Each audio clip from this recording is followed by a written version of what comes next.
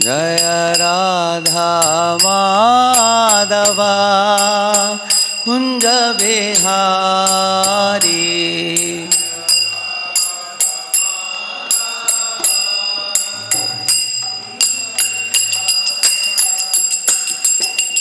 Gopi Jana Vallabha Girivaradhari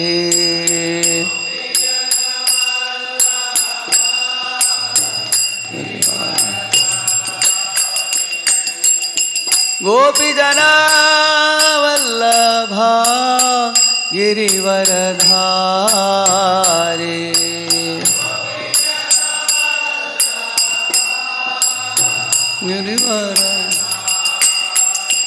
Shodanandana Braja Janaranjana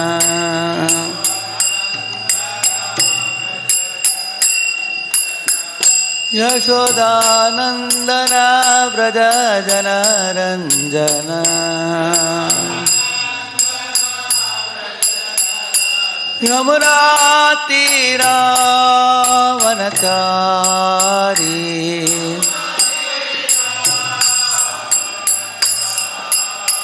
Yamuna Tira Vanachari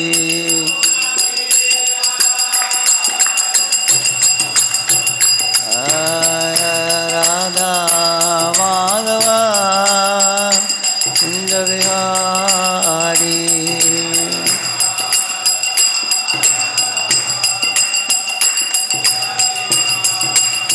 Jaya Radha Madhava Kunja Bihari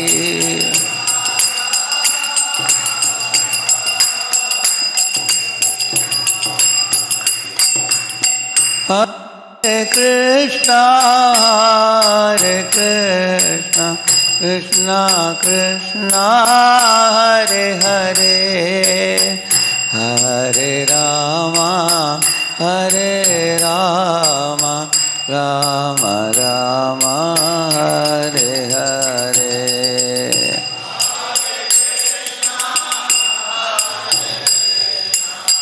Krishna Krishna Hare Hare Hare Rama Hare Rama Hare Krishna Hare Krishna Krishna Krishna Hare Hare Hare Rama Hare Rama, Rama Rama, Hare Hare. Hare Krishna, Hare Krishna, Krishna Krishna, Hare Rama, Hare Rama,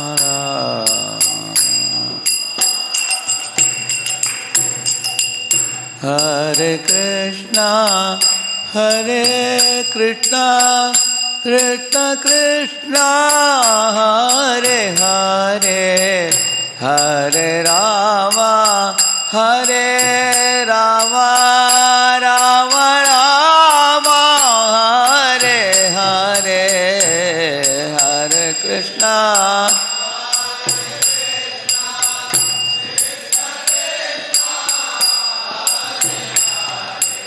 Hare Rama,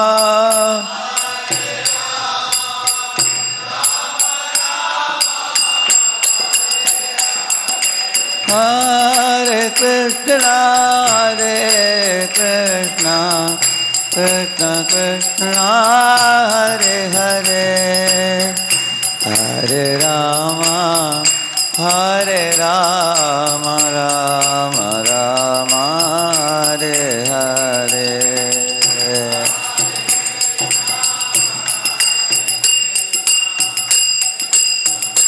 Hare Hare, Hare Rama,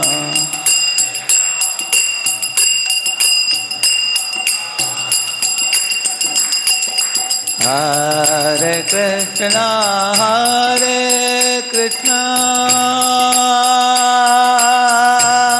Krishna Krishna, Hare Hare, Hare Rama, Hare Rama, Rama Rama, Hare Hare.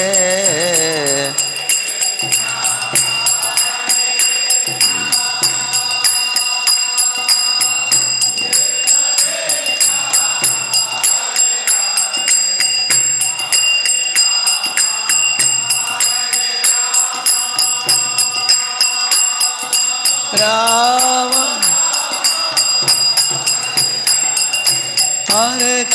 Hare Krishna, Krishna Krishna, Hare Hare, Hare Rama, Rama Rama, Hare Hare.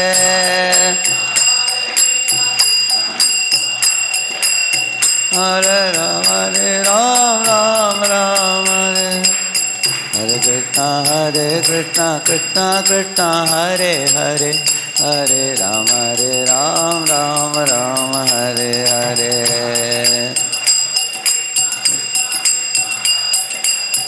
Hare Rama, Jai Om Vishnupada Paramahamsa Parivrajakacarya Ashtottara Shata Shri Srimad Divine Grace Abhaya Charana Aravinda Bhakti Vedanta Swami Srila Prabhupada ki. ISKCON founder Acharya BBT founder Acharya's Divine Grace Srila Prabhupada ki. की नामाचार्य हरिदास ठाकुर की. प्रेम से कहो श्री कृष्ण चैतन्य प्रभु नित्यानंद श्री अद्वैत गदाधर श्रीवासादि गौर भक्त वृंद की. श्री रूप सनातन भट्ट रघुनाथ श्री जीव गोपाल भट्टदास रघुनाथ षड गोस्वामी प्रभुगण की. ब्रह्म माध्व गौड़ीय गुरु शिष्य संप्रदाय की. All glories to assembled devotees, all glories to assembled devotees, all glories to assembled devotees, all glories, all glories, all glories to Shri Guru and Shri Gauranga. Jnananjanashalakaya chakshugavunmilitam yena tasmai Shri Gurave namaha. Shri Chaitanya Manobhishtham Sthapitam Yena Bhutale Swayam Rupah Kadamahyam Dadati Swapadantikam Vandeham Shamscha Shri Rupam Sagrajatam Sahagana Raghunathanvitam Tam Sajivam Sadvaitam Savadutam Parijana Sakitam Krishna Chaitanya Devam Shri Radha Krishna Padan Sahagana Lalita Shri Vishakhanvitamscha Nama Om Vishnupadaya Krishna Pristhaya Bhutale Shrimate Bhakti Vedanta Swamin Niti Namine Namaste Saraswate Deve Gauravani Pracharine Nirvishesha Shunyavadi Paschatya Deshatarine Namo Mahabadanyaya Krishna Prema Pradayate Krishnaya Krishna Chaitanya Namne Gauratvise Namaha. He Krishna Karuna Sindho Dinabandho Jagatpate Gopesha Gopika Kanta Radha Kanta Namostute Tapta Radhe Vrindavaneshwari Rishabhano Sute Devi Pranamami Hari Priye Vancha kalpatarubhyascha kripa sindubhya evacha patitanam pavanebhyo vaishnavebhyo namo namaha. Jaya Shri Krishna Chaitanya Prabhu Nityananda Shri Advaita Gadadhara Shri Vasadi Gaura Bhakta Vrinda. Hare Krishna Krishna Krishna Hare Hare Hare Rama Rama Rama Hare Hare. Om Namo Bhagavate Vasudevaya.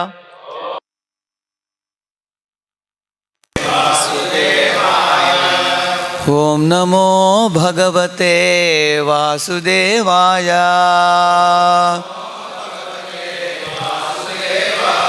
Om Namo Bhagavate Vasudevaya.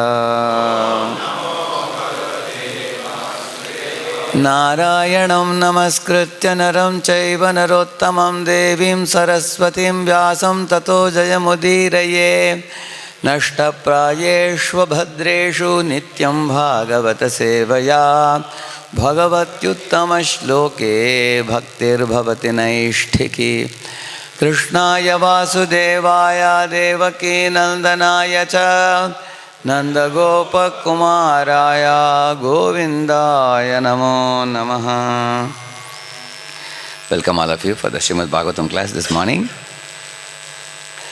We are reciting from the 4th canto, 12th chapter, text number 41. Narada Uvacha Nunam Sunite Patite Vatayas Tapa Prabhavasya Sutasya Tam Gatim Drishtva Bhupayan Api Vedavadino Naivadigantum Prabhavanti Kim Nrupaha Narada Uvacha Nunam Sunite Pati Devatayas Tapa Prabhavasya Sutasya Tam Gatim Drishtva Bhupayan Api Vedavadino Naivadhigantum Prabhavanti Kim Nrupaha Narada Uvacha Nunam Sunite Pati Devatayas Tapa Prabhavasya Sutasya Tam Gatim Drishtva Bhupayan Api Vedavadino Naivadhigantum Prabhavanti Kim Nrupaha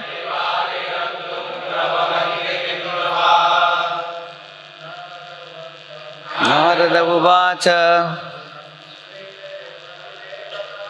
Nunam Sunite Pati Devataya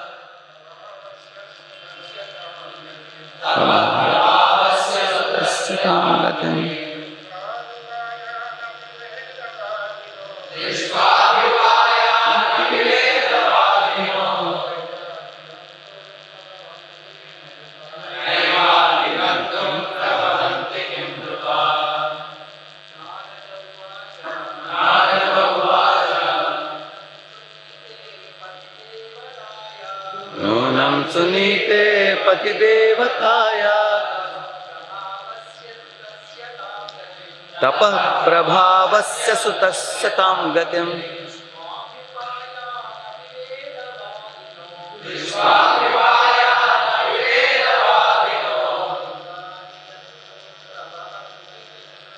Naivadigantum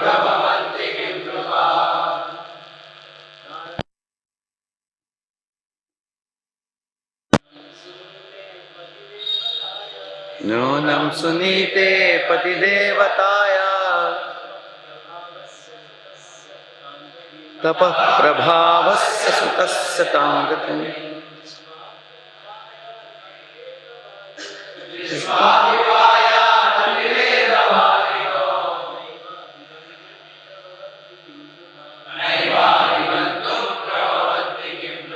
Matajis Narada Uvacha Narada said Nunam certainly Sunitehe of Suniti Pati Devatayaha very much attached to her husband Tava Prabhavasya by the influence of austerity Sutasya of the sun Tam that gatim, position, drishtva, observing, abhipayan, the means, api, although, vedavadinaha, strict followers of the Vedic principles, or the so-called Vedantists, no, never, eva, certainly, adhigantum, to attain, prabhavanti, or eligible, kim, what to speak of, nripaha, ordinary kings. Translation purport by His Divine Grace, A.C. Bhaktivedanta Swami Prabhupada said, simply by the influence of his spiritual advancement and powerful austerity, Dhruva Maharaj, the son of Suniti, who was devoted to her husband, acquired an exalted position not possible to attain even for the so-called Vedantists or strict followers of the Vedic principles, not to speak of ordinary human beings. Purport. In this verse, the word Vedavadinaha is very significant. Generally, a person who strictly follows the Vedic principles is called Vedavadi. There are also so-called Vedantists who advertise themselves as followers of Vedanta philosophy, but who misinterpret Vedanta. The expression Vedavada Rataha is also found in the Bhagavad Gita, referring to persons who are attached to the Vedas without understanding the purport of the Vedas. Such persons may go on talking about the Vedas or may execute austerities in their own way, but it is not possible for them to attain such an exalted position as Dhruva Maharaja. As far as ordinary kings are concerned, it is not at all possible.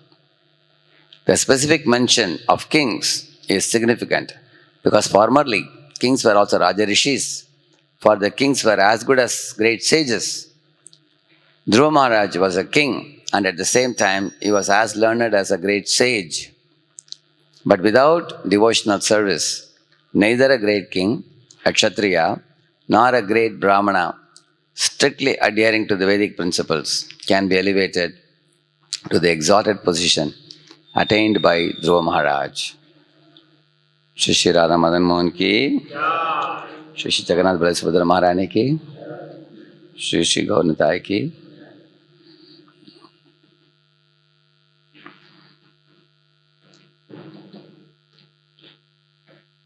Dhruva Maharaja is being glorified for having attained the ultimate position of entering the Vaikuntha planets. Although he was only a 5-year-old boy. Srila Prabhupada especially compares the Vedavadarata Brahmanas on one hand with the great Rajarishis like Dhruva Maharaj on the other hand.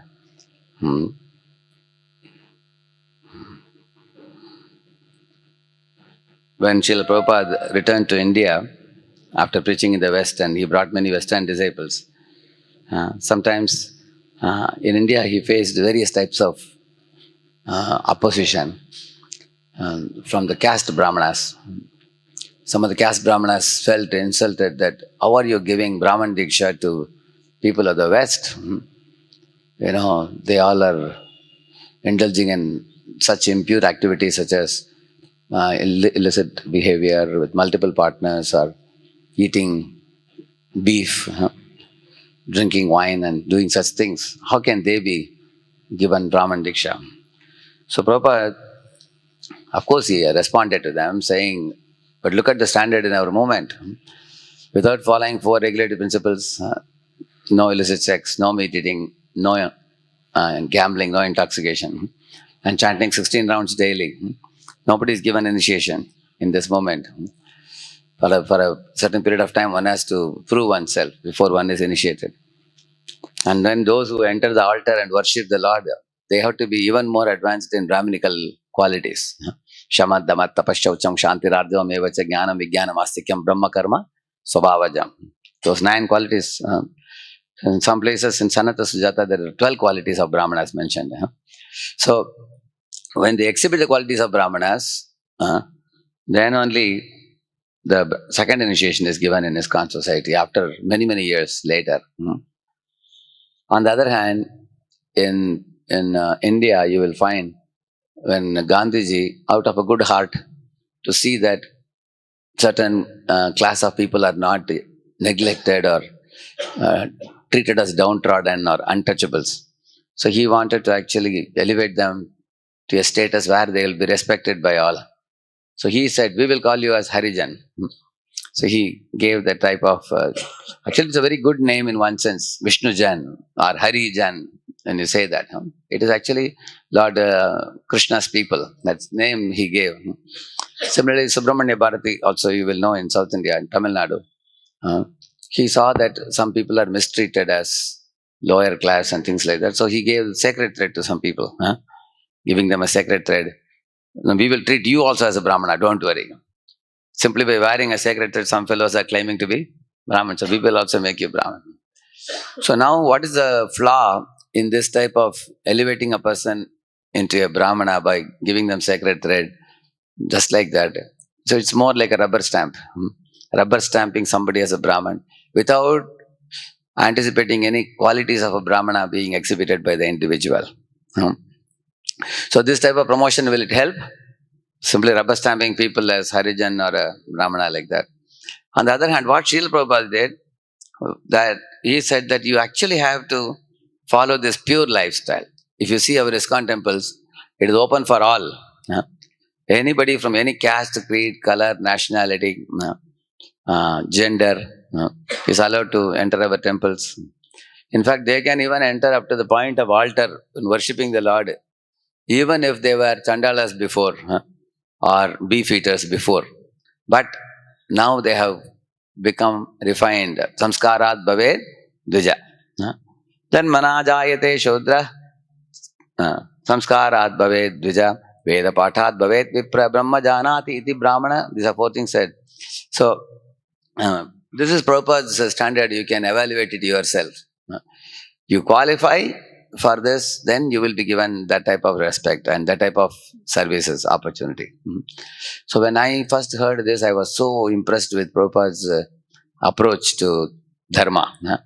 I really liked it because he is first awarding the qualification to the people and then he is elevating them to the status of Brahmana properly.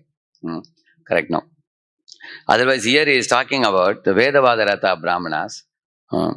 So even before we discuss about the Vedavadarata Brahmanas, we can say a few words about what Bhaktivinoda Thakur talks about 6 types of materialists.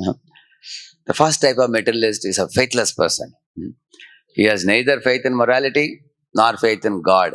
He is simply like a 2-legged animal, we can say. Just eat, drink and be merry. That is his lifestyle. He will not care for anything in this world for the sake of sense gratification. He can go to any extent. Mishandling women, mishandling money, misappropriating others' property, because he doesn't care about anything in life. He thinks there is one group of people you might have heard, Lolo. You have heard that? Live only life once. So these people, one boy in Merchant Navy, he was telling me that this type of people travel in ships. They say you can even swap your wives. You enjoy your wife and then you can even swap your wives if you want. And you can also loot anybody's money. You just eat, drink and be merry. Many of them will kill one another actually. And they live a life of, just like animals. You can see sometimes dogs, they tear each other's body. You've seen now. Because if sense gratification becomes the goal of life, such death is not very surprising. It's very obvious. Prabhupada says the animals' economic necessities are fulfilled only under unpleasant conditions. Prabhupada writes in Ishopanishad or purport. Actually, if a person doesn't follow the 4 regulative principles, in their communities, murder, leg pulling, backbiting, all these things are very common time things. You will see that. So this is the first category called as faithless people. Then there are little more refined materialists. They say that, they have faith in morality, but not in God. They say that, yes, morality is required. How can you be completely without morals? Because they say that even to live in this world, we need morality. Like if somebody says there is no need of morality, imagine if somebody is taking away somebody's wife. If somebody doesn't care for morals, will he allow his wife to be taken away? He will naturally want to stop that person, isn't it? That means everybody needs morality and ethics in this world. So then one becomes a refined materialist. He thinks that morality is required. But he will say, for that sake, don't bring in God. Why do you talk about God? There is no God in control. We just have to come together, be moral people, and then live a life in an organized way and not fight like animals over the wealth and the resources. And just cooperatively live with all human beings. So this is like even, this Karl Marx said, religion is the opiate of the masses. What does he mean? These people are deadly against God and religion. They, in fact, they think religion leads to lethargy. That is their idea. Actually, was Prabhupada lethargic after 70 years? From the age of 70 to 82, he gave a slap on the face of these people who thought that religion is the opiate of the masses. It's meant for lethargic people. Prabhupada showed true religion is dynamic. It's very active. You cannot relax for one moment. There is so much to do. Therefore, their understanding is that there is no need of bringing in God. You just be a moral person and cooperatively live. So this is like the honesty among thieves. Prabhupada said, no? Like once 3 thieves looted a bank and went to forest. One of them went to pass stool. The other 2 were there. One of them said, hey, we are only 2 now. Instead of sharing among us 3, if we share amongst 2, we will get a bigger booty. Can we share it into half and run away? The fellow said, hey, we all 3 of us looted the bank together. So honestly, we should divide. Like that he was telling. Prabhupada said, what kind of honesty is that? Even looting itself is dishonesty. And you're talking about honesty. Similarly, in this world, Prabhupada talks about communists and capitalists. Both of them are talking about the Lakshmi or the resources of this world. Communists say, share and enjoy. Capitalists say, might is right. But who is talking about God out of these 2? None of them. Therefore, both are called honesty among thieves. Prabhupada says that. So, this is the second category of people. They talk morality, but they have no faith in God at all. So, therefore, their morality will only go so far until they see that they themselves have a selfish desire. There was one politician in those days, very famous, I don't want to give any names. This fellow would say that he was catching corrupt people and putting them behind bars. Many people feared him. He's a very shrewd and smart fellow who caught many people and putting behind bars, and everybody was very happy that he is, capturing corruption. And finally, when he got a big booty, he himself did corruption. That's why we say power corrupts, absolute power corrupts. Absolutely, it is said. So this is not true in spiritual realm. This is true in material realm. In material realm, if you give power to a person, the big power you give, that's the time one will loot. So he was actually earlier catching people doing corruption because he was not getting. Therefore, he was catching and putting them behind bars. When he himself got, he was looting it, and then he was himself caught later on. He had to cut a sorry figure. And this is what will happen if you keep morality without God. Because bringing God means knowing that, sarvata panipadam tat sarvatokshi shiro mukam sarvata shrutiman loke sarvama vritya tishtati. In Gita, Krishna says, the Lord is present in every atom. His head is everywhere, his hands are everywhere, legs are everywhere, face is everywhere, eyes are everywhere, ears are everywhere. And he has unblinking eyes. Bhagavatam says, Chakshur yasyana rishyati. His eyes never blink like our eyes. Like for example, if I whisper something to you, maybe somebody little away, 10 feet away cannot hear. But Lord is in spiritual world, He can hear what I am whispering to you. And that is the way His ears are. Therefore, His ear is not like our ear. His ears are transcendental ears. Similarly, our eyes are mundane eyes. On Amavasya night, you cannot see anything. Correct, no? Or without the sunlight or tube light, you can't see. That means our eyes are as good as useless stone. They are useless piece of flesh which has no ability to see on its own. In and of itself, eyes are useless. But with the aid of the sun or tube light, we can see something. Whereas God's eyes are not like that. His eyes, in fact, He sees first, then we see. Sun is His eye. He sees first, then we see after that. So, a devotee of God means he has firm faith that God's eyes are watching me everywhere. He's a Sakshi. He's a Drashta. He has firm faith. And his ears are everywhere. I can't, even if I bolt my door of my room and I am alone, God is still inside the room. He is watching. He is inside. He is outside. Tadan, he says, Tad dure, tadvantike. Tadantarasya sarvasya bahya. He says, he is inside, he is outside. He is far away, he is near. He is far away, Goloka Nivasati. And he is very near as Super Soul. See, similarly, he is inside the heart as Antaryami. He is outside as Virat Purusha. Where are they going to escape? There is no place. He creates millions of universes. Then he enters each universe. Then he creates millions of atoms. Enters into each atom. He creates 8.4 million species. Enters into the heart of all species. Tell me, where is he not there?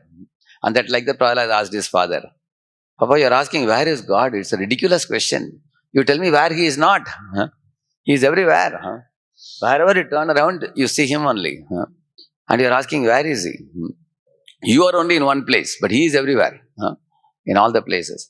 So, those people who are unaware of God's existence, their morality is a self-serving morality for a short while until they collapse, they fumble, wanting some selfish gratification, sense gratification. You will see that.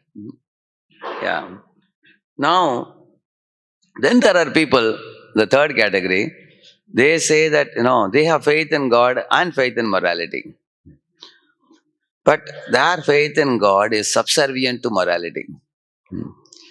Like, for example, somebody asked Gandhi that, what about Krishna dancing in Rasa dance with the gopis? Gandhi didn't like to talk about it. He said, I worship Ram, who is actually Maryada Purushottam. He has taken Ekapatni Vratam. And he, for the sake of the nation, he even sent his wife to the Valmiki's ashrama. He didn't keep her. Such is the righteous nature of Ram. So Gandhi was certainly a moralist. There is no doubt about that. But he wanted God to fit into his morality box. And if God would do something which may not fit into his morality, then that goes beyond his comprehension. Like, for example, if Krishna is stealing butter, he's called Makanchor. When ordinary man in a station steals somebody's purse, he's called pickpocket. When Krishna is glorified as Makanchor, we celebrate Damodar festival for him.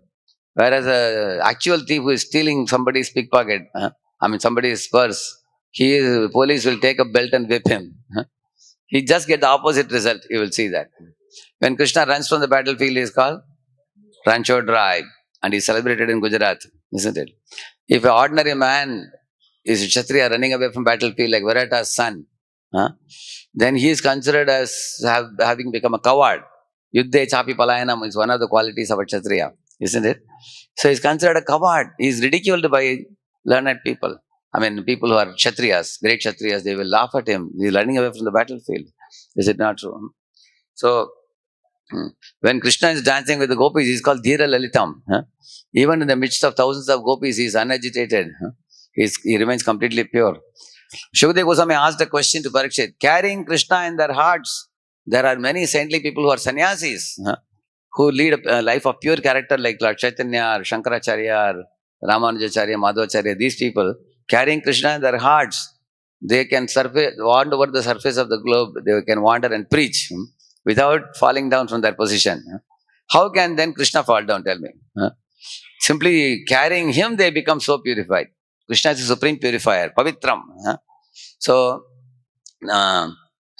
therefore, if we try to fit in, God inside our morality box, we are going to fumble. We are going to be fooled. We can't understand. Therefore, those people who stick to this third one, they are of two categories. They have faith in God and they have faith in morality, but their faith in God is subservient to morality. In that, there are two categories. One category says that, you take advantage of religion. Why? Because it makes you lead a clean life. You don't encroach on others' property. You have some. You can imagine any god you want, whatever you have choice. Like that they say. Any god, any shape, any form you can. Basically, you need some assumed or imagined faith. They say, and then when you lead a life of a very good orderly life and everything, you become a man of good standard, and you follow the laws of the state, and you follow human laws and everything. At that time, you don't need God anymore. Huh. That time you can keep God away. Because anyway, whatever God you had is also assumed God only. Huh. That you can throw it away. So is this not another type of atheism? Huh.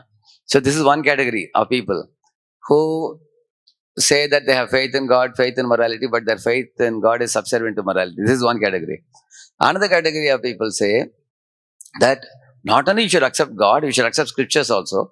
You should do Sandhya Vandan 3 times a day. Huh? Prata Sandhya, Madhyanika Sandhya, Sam Sandhya.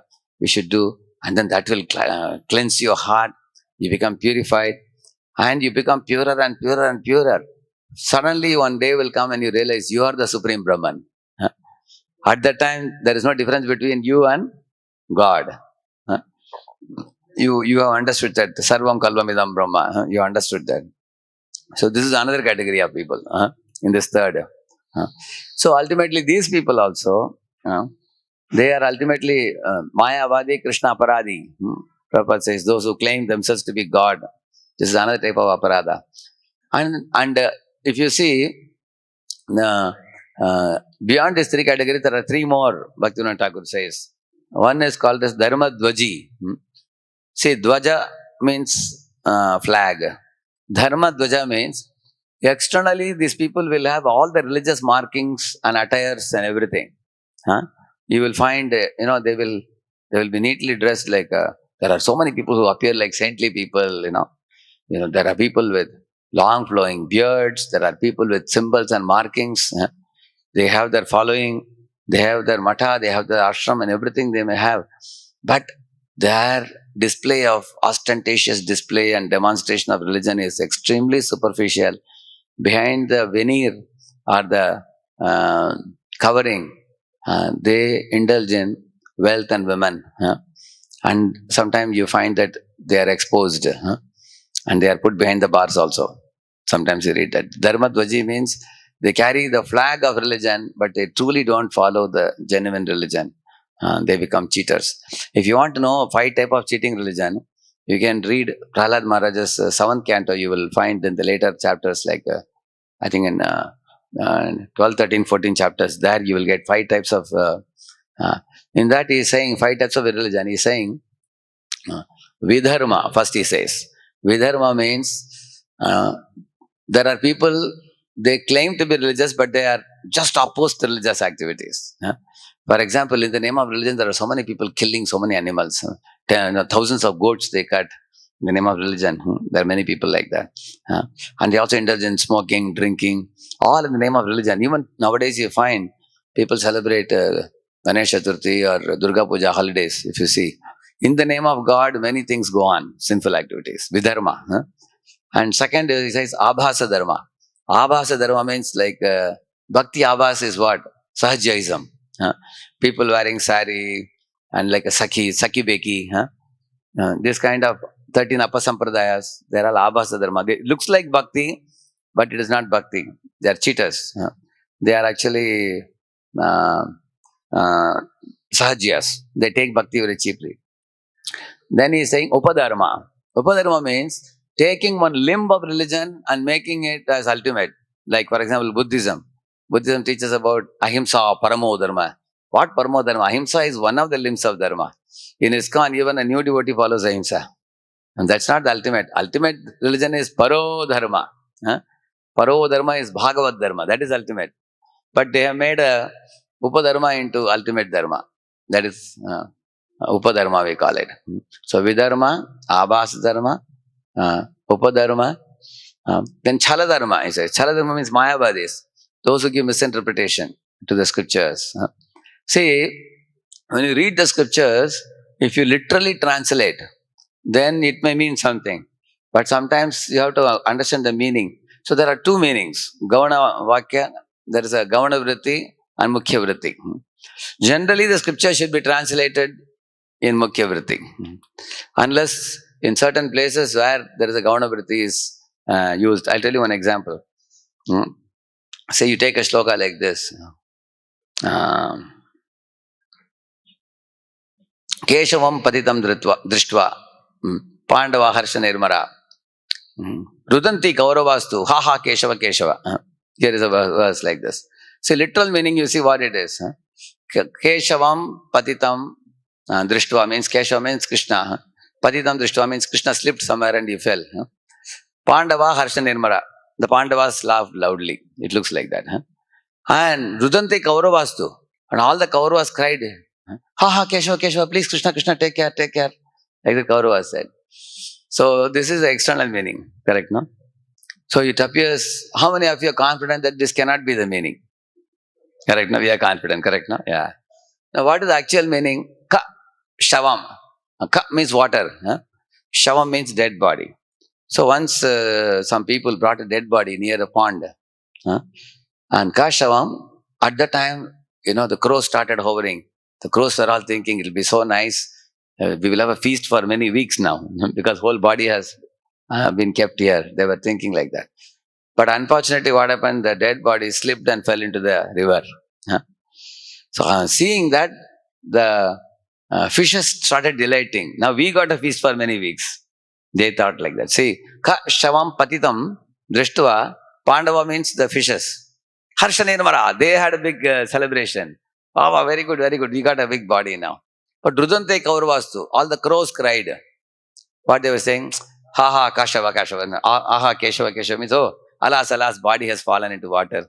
Now we cannot go inside water to eat it now. Now it will be for whom? For fish. We won't get it. That's how many of you are confident this must be the meaning? Correct? No? Yeah. So, therefore, you will find we should actually, whenever we study scriptures, we should see the overall meaning also.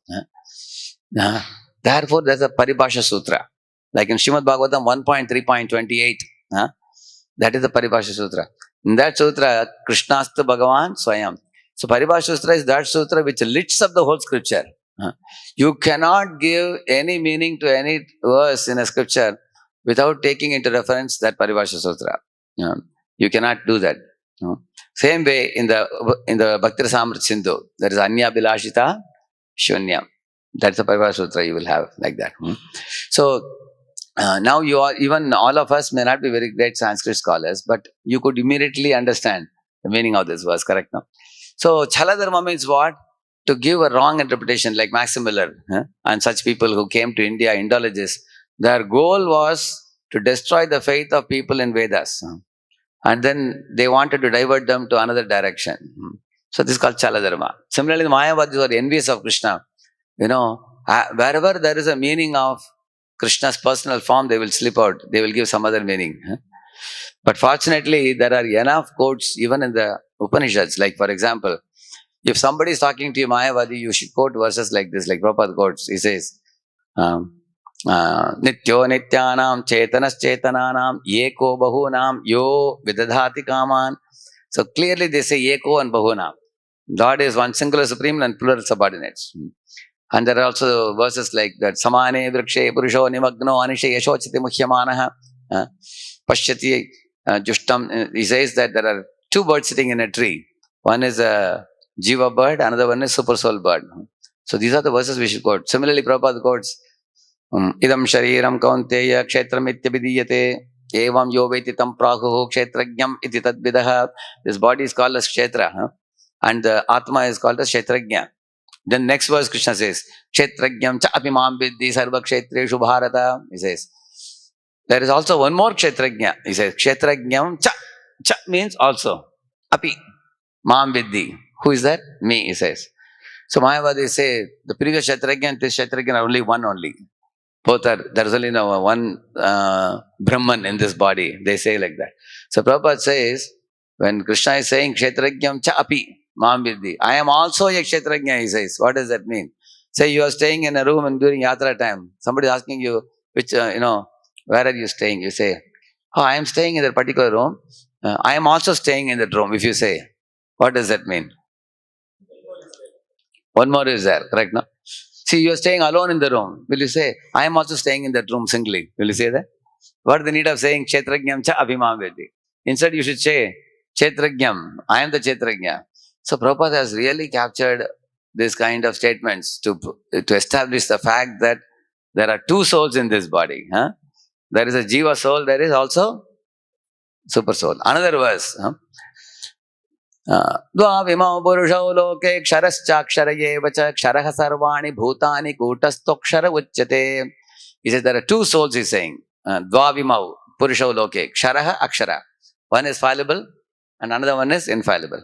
The material world is full of fallible souls. We see this. But those who have become kutastokshara, one with Brahman, they are called akshara. Mayavadis are very happy with this verse. Why? Because the kutastokshara is said. Kutastakshara. Those who become like one with Akshara, Brahman, that means they are liberated souls. So, hence proved what Mayavadis will tell you. Therefore, when you are called Kshara, in the Pratibhashika, Vyavaharika stage, you are different from God.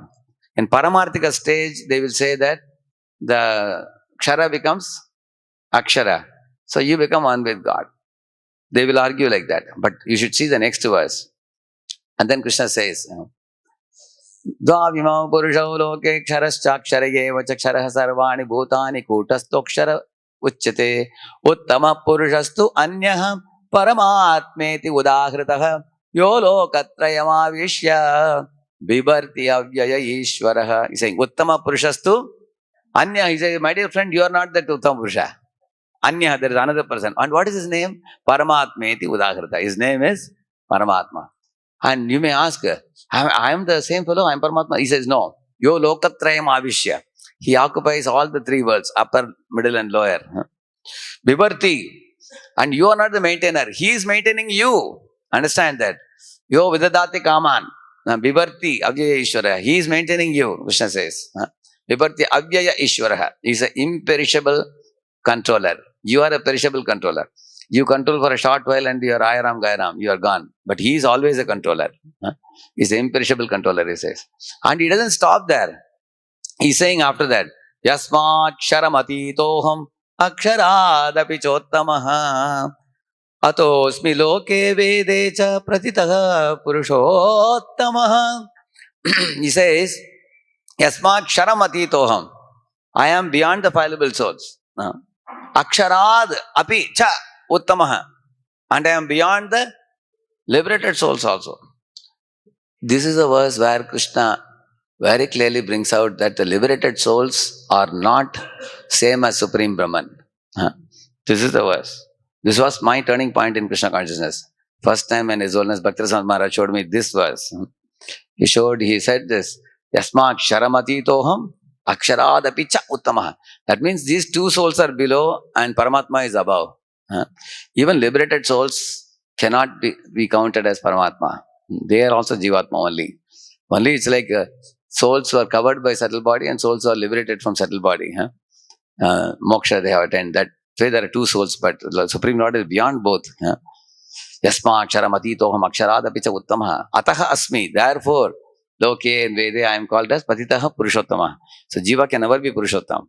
Anybody who says Jiva is a Purushottama is Pashanti. He is the atheist. So that is called Chaladharma. So I told you about Vidharma, Upadharma, Abhas Dharma, Chaladharma, and then there is one more is there. There is one more. If you see the 7th canto, you will find it. Vidharma is covered already. Vidharma, Upadharma, Chaladharma, Abhasa Dharma, and okay, we'll find out. If you find the 7th canto, you can tell me. So these are all. So why I told you this? People who have faith in morality and faith in God, but their faith in God is subservient to morality. Now, if you see, traditionally in India also, Brahmanas, if you see, Paradharma. Paradharma means Paradharma Bhayavaha. Eklavya tried to imitate the dharma of Kshatriyas, and therefore he got into trouble. Correct, no?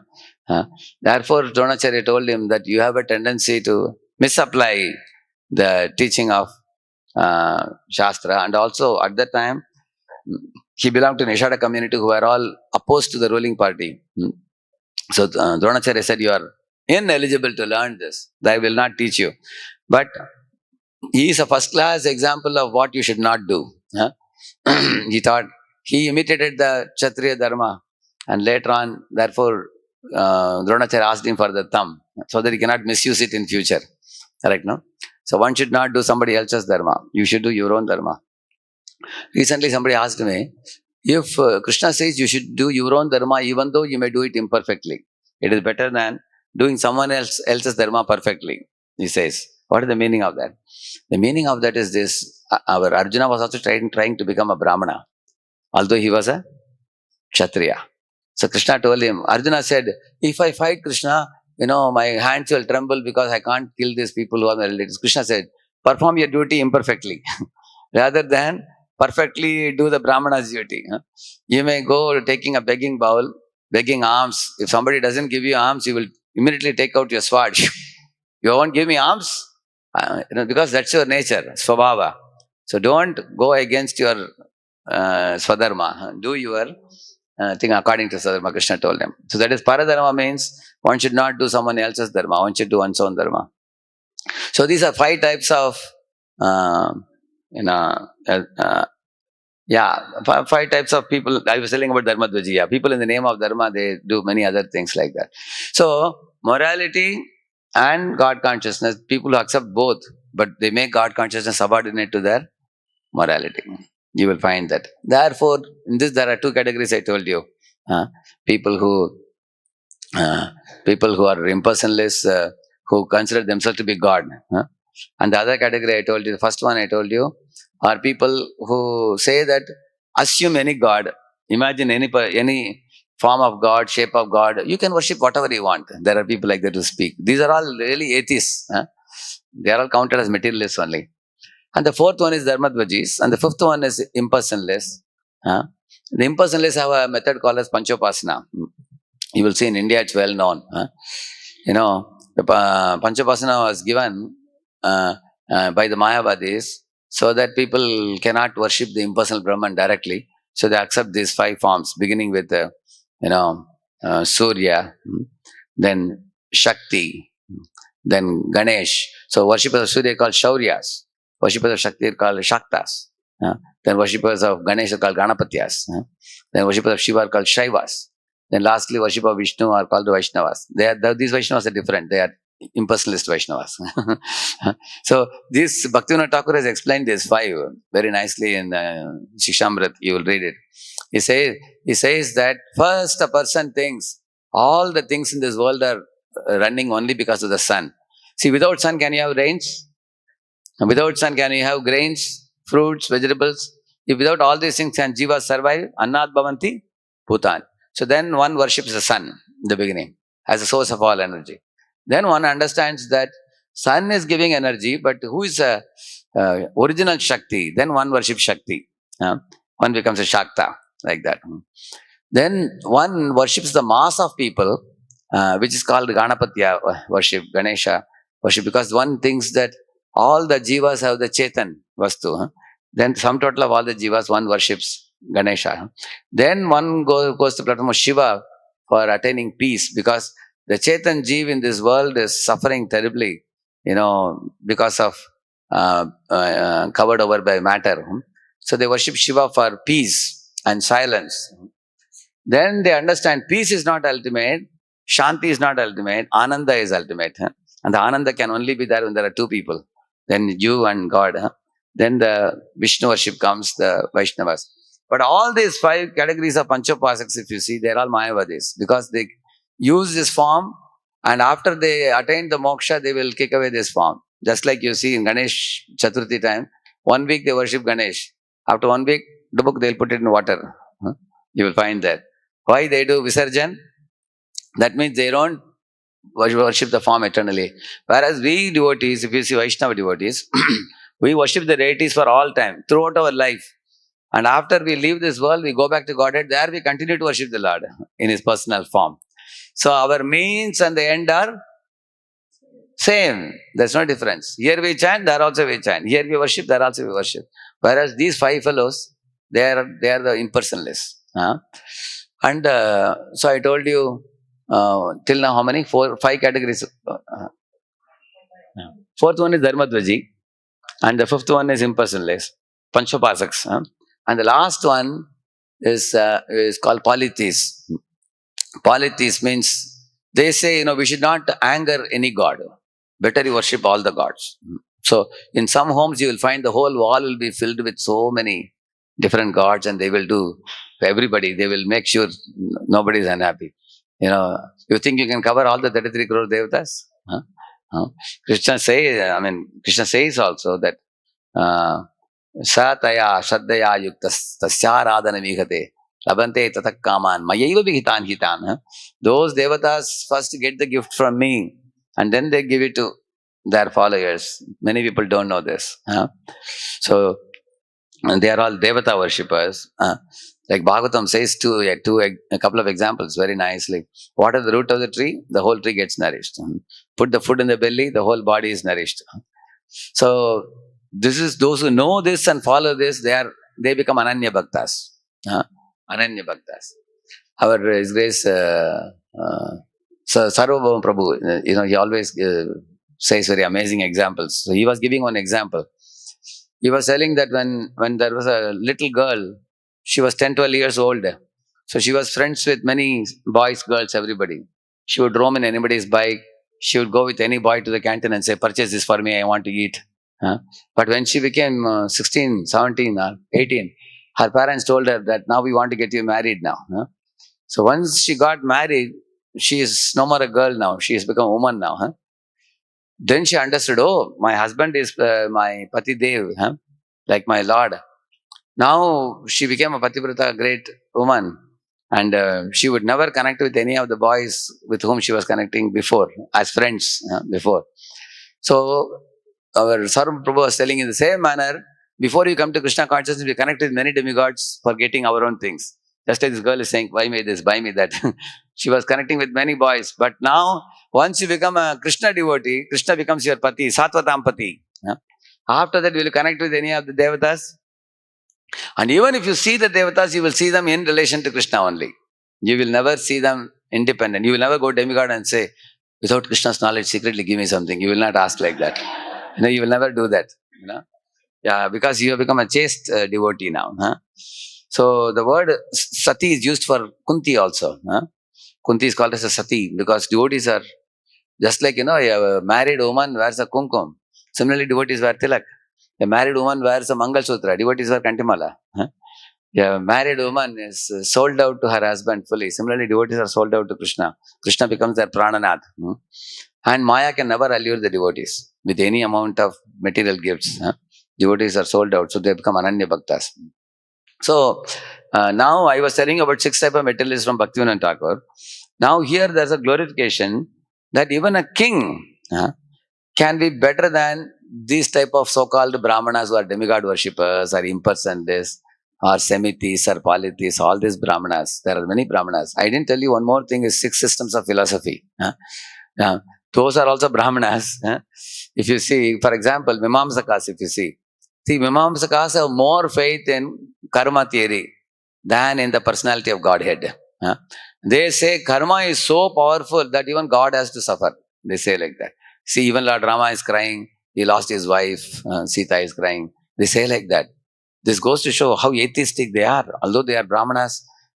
So, therefore he says, Yam imam pushpitam vajam prabadantya vipashchitaha vedabhadarata parthanani dastiti vadinaha kamatmana swargapara janma karma phalapradam kriya vishesha bahulam bhogaishwarya gatim prati. These category of Brahmins say, the goal of life is to do punya and go to heaven. And what will you get in heaven? Here the life is very short. There the life is very long duration of life. Fine standards of pleasure. His Holiness Bhakti Vaishnava Ashraya Maharaj was telling that in heavenly planets there is no toilet block, he said. Because the devatas don't have to pass stool urine like the people in the earthly planet. He was telling their bodies are different type of bodies, ethereal bodies they have. Their body is born, their body dies. They don't get old, they don't get disease. They don't pass all the dirty things like that. So it's fine body. And therefore, sometimes you hear about Indra doing sense gratification and all these things you hear. In that planet, for devatas to remain detached is little difficult. Understand, no? See, for us to be detached is more easy. Why? After seeing the nature of the horrible nature of the material body, and all 9 holes throwing out all dirty things, you can easily develop attachment. Whereas these people aspire for that bhoga which is long lasting foolishly. So you may tell them, Try vidyamam soma paputa papa swargairish. Vidyamam soma paputa papa yajnairištva swargatim prartayante te punyam asadya surendra lokam ashtanti divyan divideva bhogan te tambhuktva swargalokam vishalam kshine punye matya lokam vishanti evam trayi dharmamanu prapannam gata agatam kama kama alabante. In these 2 verses he says, these people, they worship devatas, and they want to go to the heaven, and where they enjoy the heavenly delights, like so much juice they want to drink. So much juice is not liquor. Liquor is putrefying. So much juice is purifying. He says, Soma papa, puta papa, he says. So there is a different type of beverage there, which is purifying, which gives you long life, which gives you vitality to the body. You don't, it's not that you will not die, but you lead a very long life and healthy body, and lot of varieties of fine sense gratification. All the 64 colors, there is dance, there is drama, there is eating, there are apsaras. So in this way, they spend long duration of life, and then he says, Kshine punye martyalokam vishanti, gata agatam. So, do you think Mamamsakas are not aware of this? They are aware. Still they are foolish. Because they say, yes, it is true. Once your punya is over, you'll come back. Again you do punya. Again go to heaven. And exhaust your punya. Come back. And then you keep going up, coming down. And this is life, they say all about. Because they say karma chakra is ultimate. Even God is not saved from that. Like that they think. So this goes to show their foolishness. Because, see, we should know that Rama, Krishna and all, when they come here, they are not subjected to karma. Krishna himself says that. Namam karmani limpanti. He says, Name karma phale spriha. Idimam yobi janati karma vir nasabadyate. He says, not only I am not touched by karma, even those who know this fact, they are also not touched by karma. My devotees. What to speak of me? He says, so me and my devotees are untouched by karma. Namam karmani limpanti. Name karma phale spriha. He says that. So, their logic is what? If you throw a ball on the wall, it has to come back. For every action, there is a reaction, they say. But they don't know the maker of the ball is ultimately Krishna, God. He can make a steel ball and he can make a magnet ball. You throw the ball, it will never come back. Correct? Huh? Krishna can change the destiny also. Like he changed the destiny of Arjuna by blocking the sun and arranging for Jayadratha to be killed. Krishna can do that. Krishna can change the destiny of a devotee. Karmani nir dahati. It is said if you clap hands and do Sankirtan, all the rays change because Krishna can change our destiny. So this is another big subject. Krishna changing our destiny. Like for example, Lord Chaitanya Mahaprabhu told Mukunda, 10 million births I will not give him my mercy. When devotees went and told Mukunda started dancing. I will see, he said. And devotees asked, what will you see? He was not even saying, I will see. And then everybody came back to Mahaprabhu and said, Mukunda is saying that he will see you after 10 million births. He is satisfied that you have not rejected him. At least you have told that you will not reject him, you will accept him after 10 million births. Mahaprabhu said, really? Is that what Mukunda says? He said, yes, call him here immediately. That means Mahaprabhu changed his mind. Just like how many of you sitting here, you can change your mind sometimes? So where is the tendency coming from? Krishna only. Krishna can also change his mind. So God can do that if he wants. Therefore, there is no restriction for Krishna. He can change his mind. If you have to take 10 million births, he can call you right now. If you just have a small change in attitude. Another example, when milk drinking brahmachari, Dugdhahari brahmachari, was chastised by Nimai Pandit and he told him to get out from the watching the Sankirtan in Shiva Sangan. He went out. And then Mahaprabhu continued his kirtan. And then what was happening with that brahmachari? He was very humble brahmachari. He said, I am simply an austere brahmachari. But all these are pure devotees of Krishna. And I got to see the dance of Lord Nimai Pandit at least for a few moments. Thanks to Shivas. Like that he was very humbly thinking. Immediately Mahaprabhu noticed his attitude and told Shivas, call him inside. Huh? Next moment he changed his mind. So Lord can change his mind, change our destiny if he wants. Huh? So it's not that sometimes people say, Prabhu, in this life, I don't know whether I will attain Krishna Prema. Then I always scold such boys when they say that. I tell them, that means you don't have faith in Krishna's power. Huh? You think your anarthas are more bigger than Krishna's power to deliver you. Huh? Actually, Krishna is like a sun. He can evaporate all our anarthas in a moment, provided we have a right attitude. Huh?